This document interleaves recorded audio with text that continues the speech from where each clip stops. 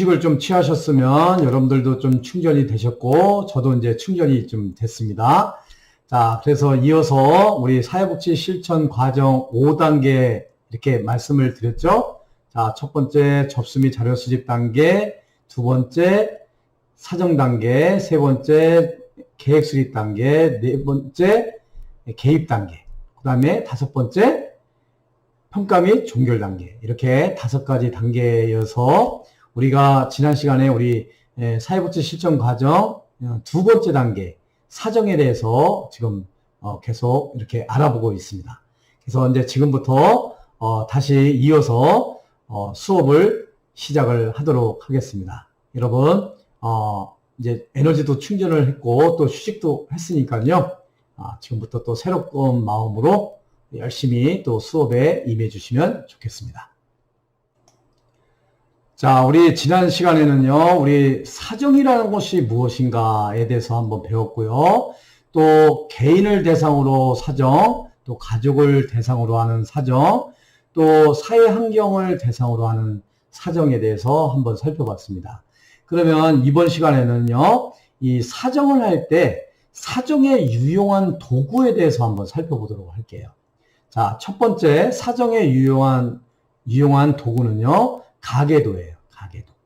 자, 가계도는 각 가족 구성원이 2 내지 3세대에 걸친 가족관계를 생물학적, 법적, 그리고 정서적으로 어떻게 관련되어 있는지를 간단한 그림으로 표시하는 것으로 가족들 스스로가 세대 간에 반복되는 관계 유형을 찾고 현재 제시된 문제의 근원을 찾는데 매우 유용한 도구로서 항상 사회복지사와 클라이언트가 함께 작성해야 하는 것을 우리가 가계도다라고 할 수가 있겠어요. 이 가계도의 핵심은요, 2 내지 3세대에 걸친 가족관계를 생물학적, 법적, 그리고 정서적으로 어떻게 관련되어 있는지를 간단한 그림으로 표시를 하는 것을 우리가 가계도다라고 할 수가 있겠어요. 이 가계도는요, 사회복지 실천에 있어서 가장 널리 사용되는 사정 도구라고 할 수가 있겠어요. 그래서 이 가계도의 정의 정도는 여러분들이 잘 알아두셔야 되겠어요. 자, 가로 열고 가로 닫고 뭐뭐는 각 가족의 구성원이 뭐 이렇게 나왔을 때 이거 가계도구나 라고 답을 할 수가 있어야 되겠죠. 자, 이 가계도는요, 사회복지사와 클라이언트가 함께 작성해야 돼요. 일방적으로 사회복지사가 작성하는 것이 아니고요. 또 그렇다고 해서 클라이언트가 일방적으로 작성하는 것은 아니고 사회복지사와 클라이언트가 함께 이제 접수 및 자료 수집을 하고 사정 단계에서 이 사정 도구로서의 가계도를 한번 그려보는 거예요. 그려보는 것입니다. 그래서 이 사회복지에 있어서 사회복지 실천에 있어서 아주 널리 사용되는 사정 도구라고 할 수가 있겠어요. 여러분들이 이제 가족복지론을 배우고 계시겠죠? 이 가족복지론에서 아마 이 가계도를 세부적으로 한번 그려보는 그런 시간이 있지 않을까 이렇게 생각이 돼요. 그래서 여기서는 그 큰 개념만 여러분들한테 이해를 돕도록 이렇게 하겠습니다. 자, 가계도를 통해서 가족 구조에 대한 체계적인 이해, 또 가족 내에서 클라이언트의 위치, 가족 사건에 대한 이해, 또 가족의 상호작용을 분석함으로써 문제를 사정하는데 아주 유용한 그런 사정 도구라고 할 수가 있겠습니다. 그래서 이제 그림 10-1은 각자 원가족에서 부모 중 한 사람의 알코올 중독 문제가 있고 본인은 가족 내에서 가중한 책임을 맡았던 자녀라는 공통점을 가진 부부의 가계도를 한번 우리가 살펴볼 텐데요. 여러분들이 한번 참고를 하시면 되겠습니다. 자, 우리 이제 가계도를 그릴 때 이 범례가 있어요. 상징 기호. 자, 여기 이제 남성 같은 경우는요, 네모로 표시를 합니다. 또 여성은 동그라미로 표시를 해요. 그래서 이 나이는 요 안에다가 숫자를 표시를 하죠. 그러니까 60살인 남성을 얘기를 하는 거예요. 자, 출생 연도는 요 41년생 여성이죠. 이렇게 표시를 하게 됩니다. 자, 사망 연도는 96년도에 사망한 남성 이렇게 표시를 하고요. 자, 이렇게 표시를 하게 되면요, 이제 사망을 한 거죠. 자, X표 이제 사망을 했는데 이 사망한 이것을 한번 읽어보면요, 41년도에 태어나서 96년도에 사망한 남성을 이렇게 표시를 하게 됩니다. 자, 결혼.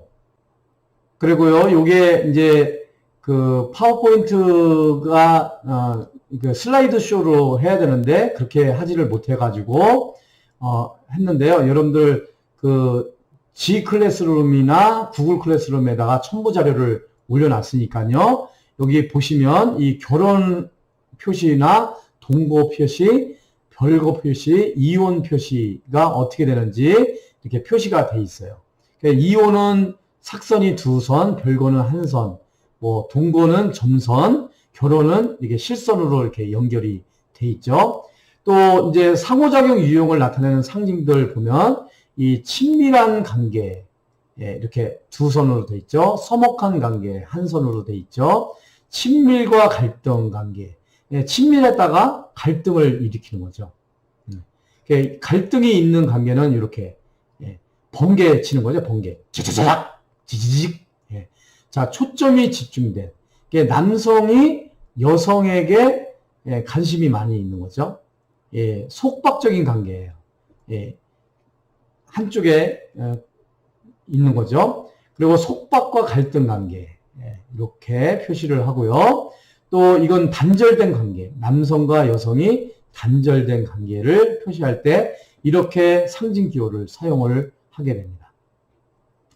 자, 이것을 중심으로 해서요, 한번 이제 가계도를 그려봤는데요. 아까 그림 10-2 가계도의 예시인데 한번 이걸 한번 읽어볼까요? 자, 이거 한번 읽어보면요, 이렇게 우리가 읽어볼 수가 있어요. 자, 40살인 남성과 38세 여성이 결혼을 했죠. 이 결혼을 했어요. 몇 년도에 결혼을 했나요? 1993년도에 결혼을 했습니다. 그런데 이 40세의 남성과 38세의 그 여성은 지금 갈등 관계에 있어요. 지지직 거렸죠. 갈등 관계에 있습니다. 이 40대 남성과 이 38대 여성의 사이에는 딸 14살의 딸이 있고요. 또 12살의 아들이 이렇게 있네요. 그래서 이 딸은 14살인데 성적이 우수하고 다재다능한 그런 딸이에요.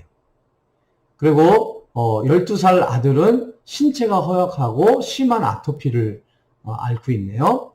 그런데 딸하고 엄마하고는 이게 갈등 관계를 일으키다가도 또 관계가 친밀한 그런 관계를 유지를 하고요. 엄마하고 아들은 아주 친밀한 그런 관계를 유지를 하고 있네요. 자, 그런데 이 아빠는요, 40살 아빠는 이혼을 했네요. 자,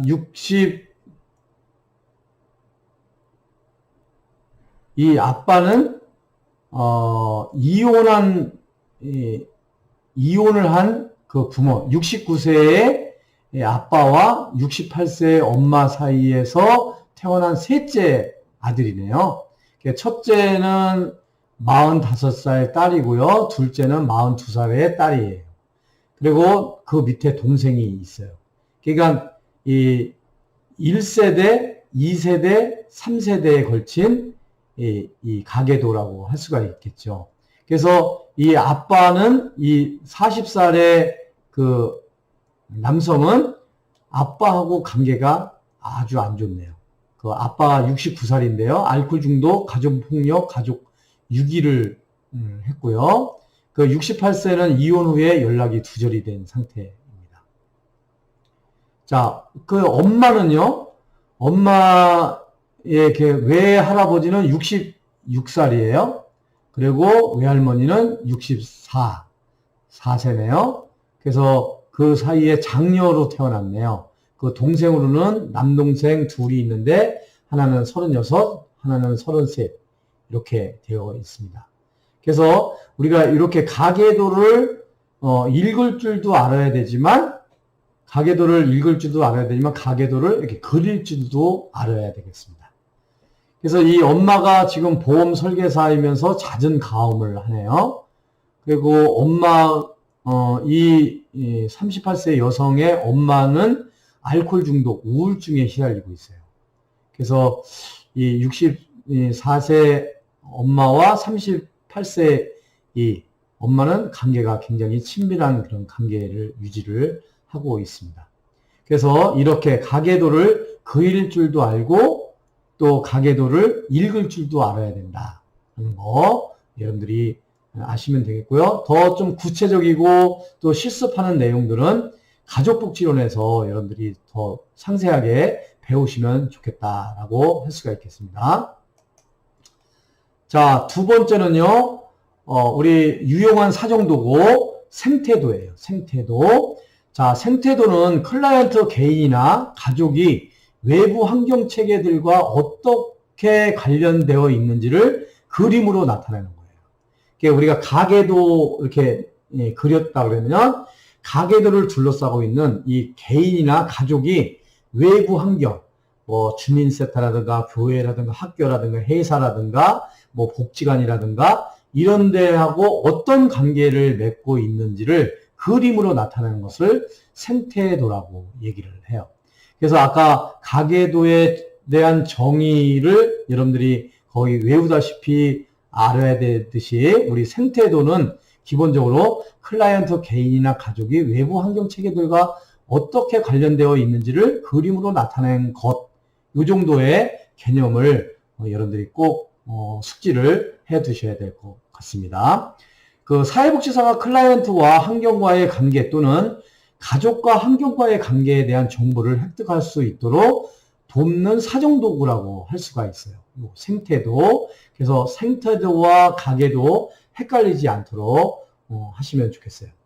자, 생태도는 클라이언트의 양육 환경과 유지 환경의 종류와 관계의 질, 그리고 체계 사이의 에너지의 흐름을 보여줌으로써 가족에 대한 현재 지역사회 자원이나 체계들의 영향과 상호작용의 변화를 보여주는 그런 사정도구라고 할 수가 있겠습니다.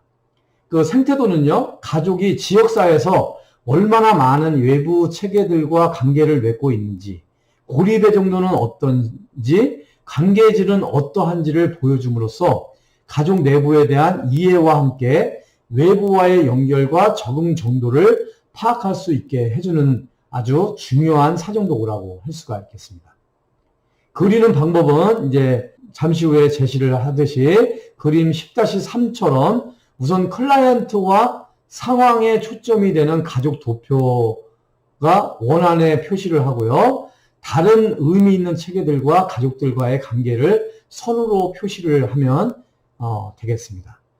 이 생태도는요, 체계적이고 생태학적인 관점에서 가족을 보는 데 도움이 되고요. 사회복지사들이 전통적인 케이스 기록이나 사회력을 보완하는 데 사용하는 아주 중요한 우리 사정도구다라고 할 수가 있겠습니다. 자, 여기 이제 한번 살펴보면요. 우리가 요 상태를 이렇게 그린 것을 보면 요거에 이제 가계도죠. 가계도. 이 원 안에 들어가 있는 거요. 자, 이 김정은 씨는 지금 45세네요. 이영희 씨는 40세예요. 근데 이 김정은 씨 45세는 조혜리 씨하고 이혼을 했네요. 42살에 조혜리 씨하고 이혼을 하고 이영희 씨하고 결혼을 한 거예요. 그래서 김정은 씨와 조혜리 씨 사이에는 경이라는 딸이 있어요. 16세 약시네요. 이게 딸이 있어요. 그리고 김정은 씨와 이영희 씨 사이에는 경우라는 아들과 경훈이라는 딸이 있어요. 그러니까 경훈은 12살이고 경훈이는 10살이네요. 그래서 이렇게 그리는 것을 우리는 가계도다라고 이미 배웠습니다. 이 가계도에다가 이 가계도를 이제 원으로 이렇게 딱 표시를 하고요. 이 사람들이 주변 환경과 주변 체계 간에 어떤 관계를 유지하느냐를 그린 것을 우리가 생태도라고 할 수가 있겠어요. 그래서 이 김정은 씨를 한번 보면요. 그 김정은 씨 보기 전에 요 법례를 한번 보면요. 요 실선은 보통 관계예요. 그리고 이게 두꺼운 선은 또 밀접한 관계를 얘기를 하죠. 그리고 에너지 흐름의 방향, 이게 하살표로 이렇게 표시를 하고요. 점선은 소원한 관계를 표시를 합니다. 그리고 지직한 것은 갈등 관계를 표시를 해요.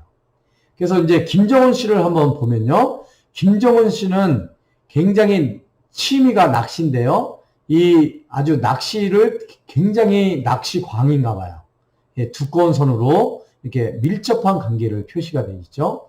근데 김정은 씨는 지금 회사원인데 이 직장하고 굉장히 갈등 관계를 일으키고 있는 상황이네요. 네. 이렇게 주변 환경과의 관계를 한번 살펴보는 것입니다.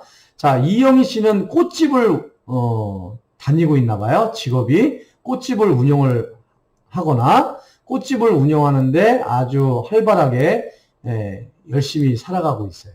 그러면서 이 종교 활동으로 성당을 다니는데 이 성당도 아주 밀접한 관계를 유지하면서 아주 에너지 흐름이 아주 강렬하게 일어나고 있습니다.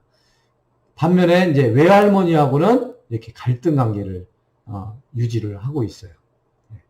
그리고 이제 이 가족에게 이웃이 이렇게 있어서 보통 관계를 유지하고요. 또 특수학교, 예능 특수학교가 있는데요. 특수학교가 있는데 이게 이제 뭐 소원한 관계를 유지를 하고 있네요. 그리고 경희 같은 경우는 16세 약시로서 병원에 이제 자주 왔다 갔다 하고요. 또 학교하고는 이 담을 쌓고 있네요. 갈등 관계에 있네요. 이렇게 이제 표시를 하고요. 그리고 외할아버지하고는 완전히 단절되어 있는 상태 이렇게 표시를 한 것입니다. 그래서 그림 10-3번 요것을 보면요. 이 생태도를 보면 이 가계도에 나타나 있는 그 가족 구성원들이 외부 체계와 또 외부 환경과 어떠한 관계를 유지하고 있는지를 볼 수가 있어서 이럴 때 누구에게 도움을 청할 것인지 또 누구에게 이 누구와의 관계를 더 돈독하게 만들 것인지를 이 생태도나 가계도를 보면 우리가 알 수가 있는 것이죠.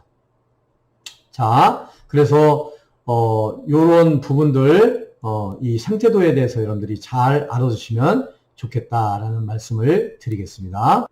자, 우리 사정에 도움이 되는 사정도구, 우리 가계도에 대해서 한번 살펴봤고요. 두 번째 생태도에 대해서 한번 살펴봤습니다. 자, 세 번째는 사회도예요. 사회도. 영어로 말하면 소시오그램이라고 해요. 그래서 우리가 일반적으로 소시오그램 이렇게 얘기를 하는데 우리가 이 소시오그램은 번역하면 사회도라고 하는 거니까요. 사회도라고 쓰던 소시오그램이라고 쓰던 거의 비슷한 용어다라고 할 수가 있으니까요. 여러분들이 참고를 하시면 되겠습니다. 자, 이 사회도는요, 상징을 사용해서 집단 내의 구성원들 간의 상호작용을 표현하는 그림이라고 할 수가 있겠어요. 구성원 간의 개인적인 수용과 거부 및 집단 내의 대인관계를 평가하는 데 사용하는 기법이 사회도다라고 할 수가 있겠어요. 이 사회도는요, 그 A라는 사람과 B라는 사람, C라는 사람, D라는 사람, E라는 사람, F, G, 이 집단에 있어서 집단 내의 구성원들 간에 어떤 관계를 유지하는지. 그러니까 A라는 사람은 B를 좋아한다. B라는 사람은 C를 좋아한다. 그 A라는 사람과 B라는 사람은 서로 좋아한다. 이게 하살표를 통해서 좋아하는 친밀관계 또 갈등관계를 표시를 하는 거예요. 이제 교수님이 종종 여러분들하고 이제 면담을 하다 보면 이제 이런 내용을 많이 물어보죠. 누구누구는 우리 반에서 누구하고 제일 친하니? 친하게 다니는 사람은 누구이니? 이렇게 물어보는 경우가 있어요. 이게 소시오그램이에요. 사회도를 그리기 위한 거죠.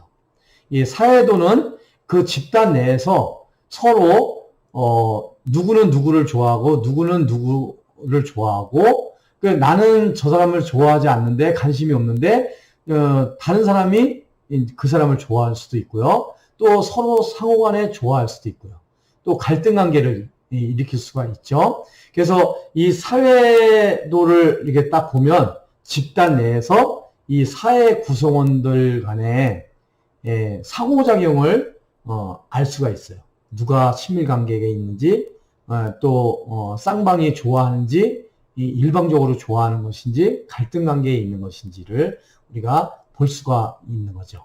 그래서 이런 측면에서 이 사회도 우리가 중요한 도구다라고 할 수가 있겠습니다. 자, 이 사회도는요, 사회복지 실천 과정에서 주로 집단 개입에서 집단 구성원들의 변화 과정을 측정할 때 활용을 해요. 그래서 사회도를 여러 번 그려서 비교해 봄으로써 집단의 특징적 상호작용과 대인관계 유형의 변화를 파악을 할 수가 있겠습니다. 그러니까 우리가 조금 전에 배웠던 가계도나 생태도는 주로 가족을 대상으로 해서 개입을 할 때, 사회복지를 실천할 때 쓰는 사정도구라고 한다면, 이 사회도는 우리 집단을 대상으로 할 때 사용할 수 있는 우리 사정도구다라고 할 수가 있겠습니다. 그래서 사회도는 주로 집단과 일하는 사회복지사가 집단 내에 소외자, 또 2인군, 또 3인군, 결탁, 경쟁관계, 하위집단, 연합 등을 파악할 수 있는 유용한 도구다라고 할 수가 있겠습니다. 그래서 제가 얘기했죠. 친밀관계, 갈등관계, 상호관계, 또 일방적인 관계, 이것을 그림으로 표시하는 것을 우리가 사회도다라고 할 수가 있겠습니다. 자, 이제 네 번째요. 사회적 지지망 그리드입니다. 사회적 지지망 그리드. 우리 사정도구 중에서 사회복지사는 이웃관계 등 가족 외부의 사회체계들과의 상호작용을 평가하기 위해서 사회적 지지망 그리드를 그리게 돼요. 이 사회적 지지망이라는 것은 클라이언트의 환경 범위에 있으면서 영향을 미치는 주요한 사람들 또는 체계를 우리가 사회적 지지망이다라고 할 수가 있겠습니다. 그래서 필요할 때 의지할 수 있는 사람 등을 의미를 해요. 가족들은 이러한 사회적 관계망을 통해서 사회적 지지를 받고요. 사회적 지지망은 클라이언트의 사회적 관계망 속에 주요 인물, 지지가 있는 생활 영역, 각 개인이 제공하는 지지의 구체적인 유형, 또 지지 제공자의 중요도, 또 지지가 상호적인지 일방적인지 여부, 또 개인적 친밀도, 또 접촉 빈도, 관계 기간 등의 정보가 포함이 되겠습니다. 그래서 이 사회적 지지망을 통해서 외부 사회체계와의 상호작용이 어떻게 이루어지는지를 한번 볼 수가 있는 것입니다. 한번 사회적 관계망 그리드를 한번 보면요.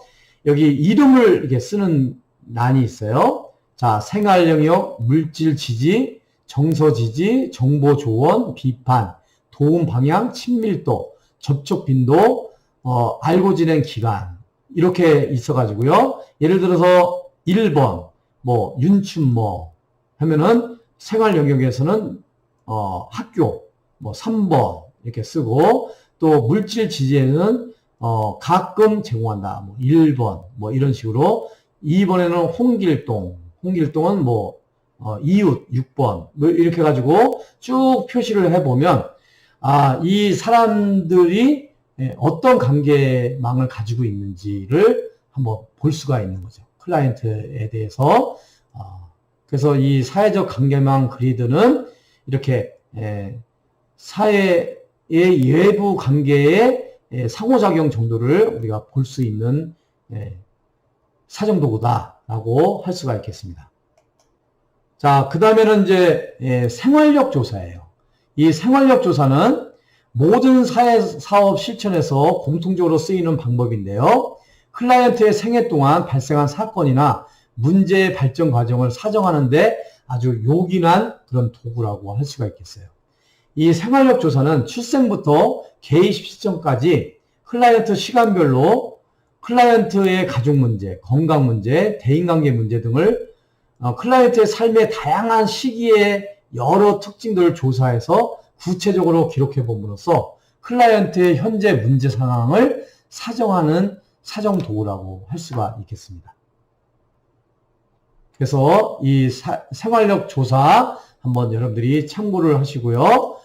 생활력 조사 서식은요, 이 첨부 파일에다가 올려놨으니까요, 여러분들이 한번 참고를 하시면 되겠습니다.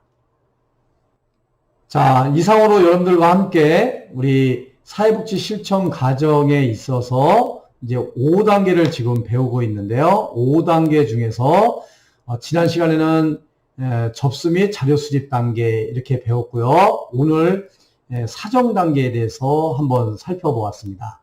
자, 앞 시간과 지금 이번 시간까지 통틀어서 우리 사정에 대한 개념 여러분들 배웠고요.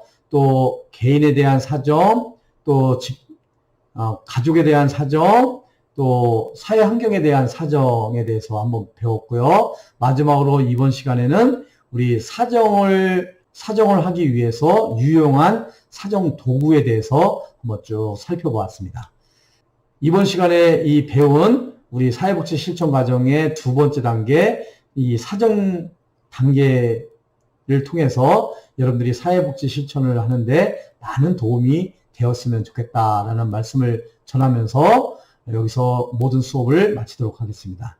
여러분 장시간 동안 수업 받으냐고 수고 많이 하셨습니다. 여러분 감사합니다.